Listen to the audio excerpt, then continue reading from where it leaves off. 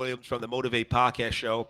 And on the Motivate Podcast Show, we always say less, but we definitely want to believe for more. We don't get what we want in life, friend. The reality is we get what we expect. We don't get what we want in life. We get what we expect. How many want a better life? How many want a better relationship? How many want their children to do better in school? How many want to get that promotion, bonus, or raise? How many people want that? Almost always. Almost always. Every hand goes up. In a live session one time, I asked a question to the audience. I think it was like 100, people in the audience. And I said, hey, listen, let me ask you a question. How many of you want to work? How many of you want to win the lottery? 100% participation. Every hand went up. People want to win the lottery. And at the time, the lottery was almost $1 billion at that time.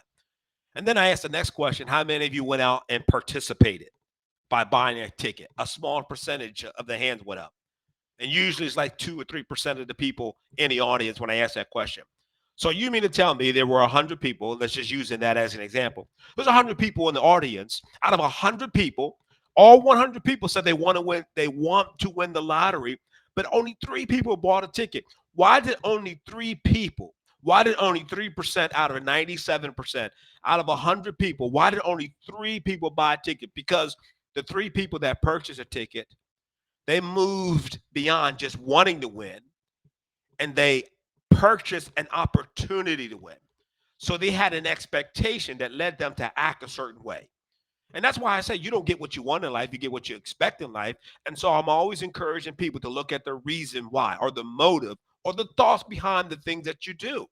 When was the last time you interrogated a thought that came your way? When was the last time you sat down and you said, you know what, why do I think this way? Why do I think this way about food? Why do I think this way about exercising? Why do I think this way about relationship? Why do I think this way about my career, bonus, promotion, and raises? Oftentimes, you'll find that that thought is attached to something someone said to you, maybe a negative or an emotional experience. Now, friend, understand this: I am not I am not a licensed uh, psychologist. I'm not a licensed therapist. I'm just simply speaking from experience that I've had and having conversations with other individuals. You don't get what you want in life, you get what you expect. And our expectations, I said this on an earlier broadcast, our expectations are hidden in the rhythm of our thinking. What does it mean to have a rhythm of our thinking? Now, mental health experts have proven that there are about 90% okay, let me back up. So mental health experts said that we think anywhere between 60 to 70,000 thoughts a day. 60 to 70,000 thoughts a day. Mental health expert told us. We think from 60 to 70,000 thoughts a day. And 90% of those thoughts are automatic. 90% of those thoughts are automatic. So 60 to 70,000 thoughts a day, about 90% of those thoughts are automatic. So that means that about 10%, 5 or 6,000 or so thoughts, we are intentionally thinking. So our expectations are hidden in the rhythm of our thinking. So we have to look at what's the rhythm of our thinking. How do you find rhythm? Rhythm is tested and tried over time. You find the rhythm by listening to something over and over again. You find the rhythm by observing something over and over again. And what you will find, in my experience, what you will find is there's a rhythm to our thinking. If you get a compliment, someone says, your hair looked nice today. And if you say, oh, thank you, this old thing, or if you think, oh, why didn't it look nice yesterday? Was my hair jacked up yesterday? Right? Or when you hear a compliment about your clothing, you downgrade your clothing. Hey man, that suit looks nice. Oh man, I had this suit for 3 years. Why did you say that? Why did you have the comment or thought about the suit? Why did you have the comment or thought of when someone compliments your hair? To me, that's the rhythm of your thinking. Somewhere in the rhythm of your thinking, there may be a thought that says, I really don't like myself, or I don't deserve a compliment. I'm just saying, friend. So we have to dig down, we have to get deep, and we have to look at Why do I think the way that I think? Because the way that I think is going to determine the way that I act. And the way that I consistently act is going to develop a habit, and habit sets the course for our lives. The way that I think, the way that I think is going to determine the way I feel. And the way that I feel is going to determine the way that I act. And the way that I act consistently is going to develop a habit. And that habit is going to determine the course of my life. Now, you can change the course of your life, but where do we start first? You start by changing the way that you think. And see, friend, if you and I can get better, can think better on the inside, and then we will start to produce better on the outside. Because here is a fact: what I hold in my mind, I will eventually hold in my hand. What I hold in my mind, I will eventually hold in my hand. So I have to spend time interrogating my thoughts. Richard, why do you think that way? Here are questions that I ask myself. How do I want to be seen? Right? How do I want to be seen? How do other people think? I mean, how do I want to be seen? How do other people see me? How do I want to be seen? And what do I have to do and say to become the person that I want to be seen as? For example, if you want to be seen as a person that is successful, then you have to start looking at what do I have to say and do to be seen as a person that's successful. Now, friends, success starts on the inside. Success isn't measured by the number of assets. Success is measured by the internal thoughts, the healthy thoughts and emotions that we have about the state of our life. Look, when I in business consulting and working with companies, here's what I discovered: that people leave people long before they leave an organization. People will leave people long before they leave an organization. If you have a boss, a supervisor, a person that's over you, and they are just emotionally low, their emotional IQ is low, and they are abusive, and they're not very positive. People leave that person, even if they like the job, they will leave that person long before they leave a company.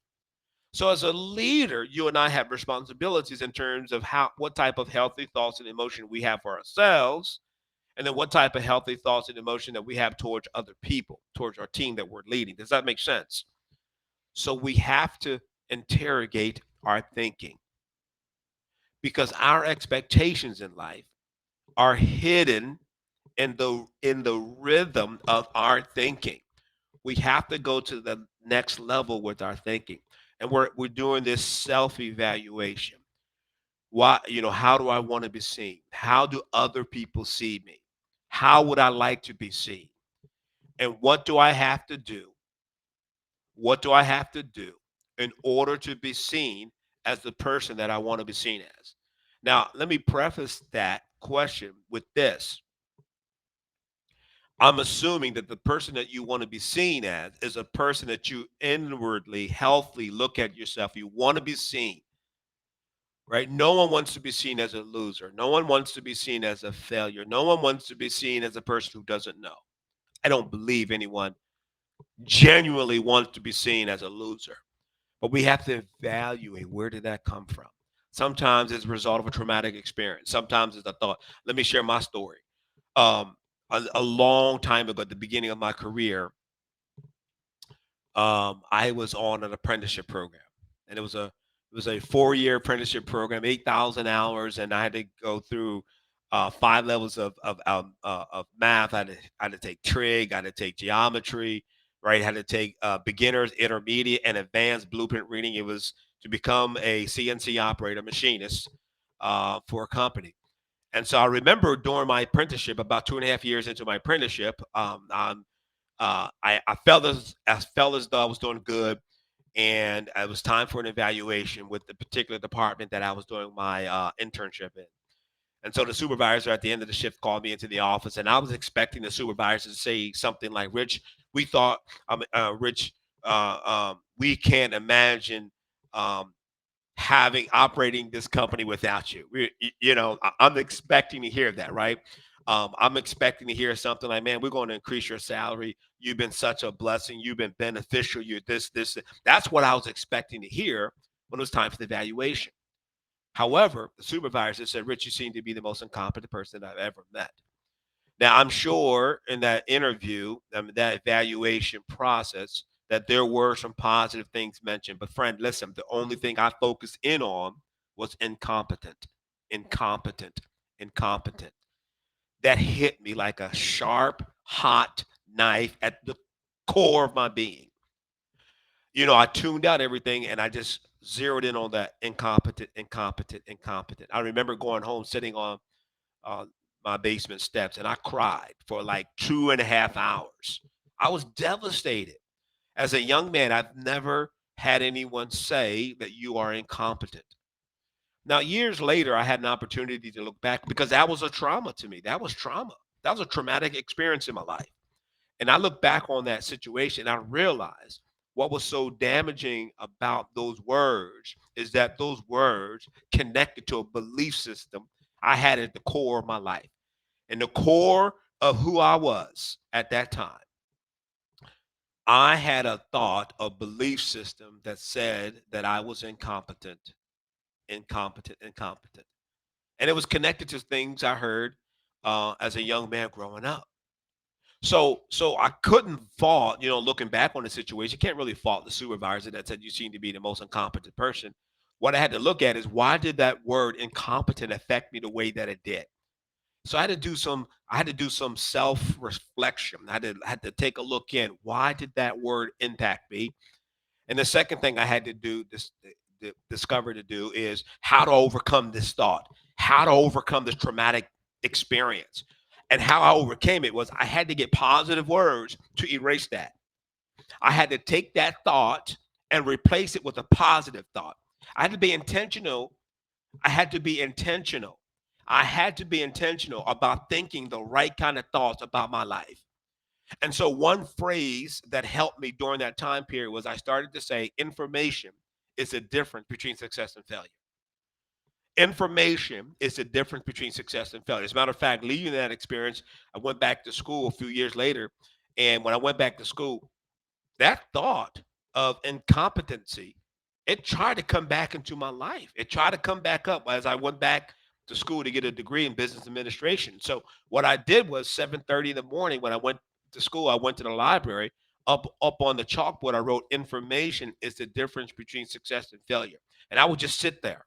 And for like 5 or 10 minutes before the start of my day, I focused on information is the difference between success and failure because I realized that you're going to overcome being incompetent. You got to have information.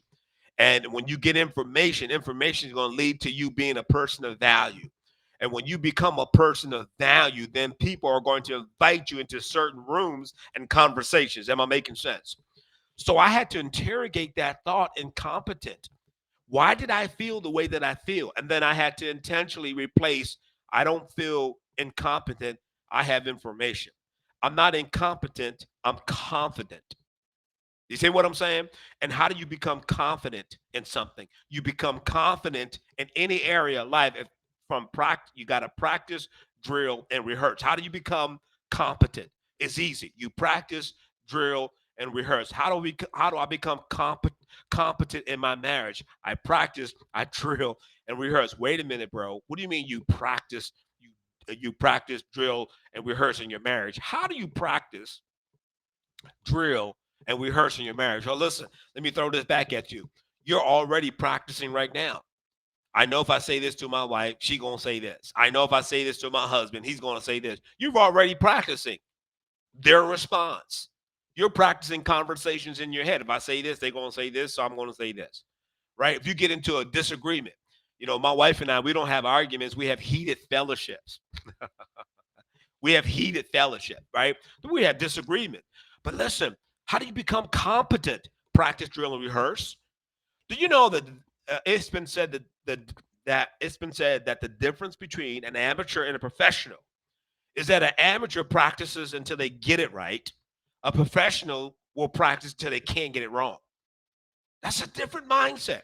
Practice, drill, and rehearse. That's how you become competent. You practice, drill, and rehearse. And when you practice, drill and rehearse, you become competent, confident, and you sound natural. When you practice, drill, and rehearse, you become confident, competent, and you sound natural. So expectations are hidden in the rhythm of our thinking. And we drill down and we look at what are my expectations as it relates to success? What are my expectations as it relates to my marriage? What are my expectations as it relates to my family? And when you drill down and you to the core of your thinking, you'll find out what's behind those expectations. And if it's good, you build on it. If it's not good, you intentionally replace it. I could no longer think that I don't deserve success. I think I I do deserve success. I stopped thinking I don't deserve having this type of success. I don't deserve to live a six-figure lifestyle. No, I deserve to have success in my life. I deserve to live a six-figure lifestyle. That's not bragging, friend. I have added the value to my life with internal thinking. I got information.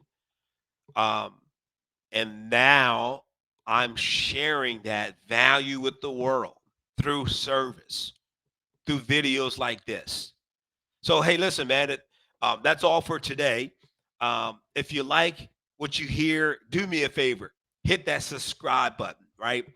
Hit that subscribe button, get the notifications. If you don't like what you hear, hit that subscribe button, get the notification. The Motivate Podcast Show, we always say less, but we definitely want to believe for more. Let's get it.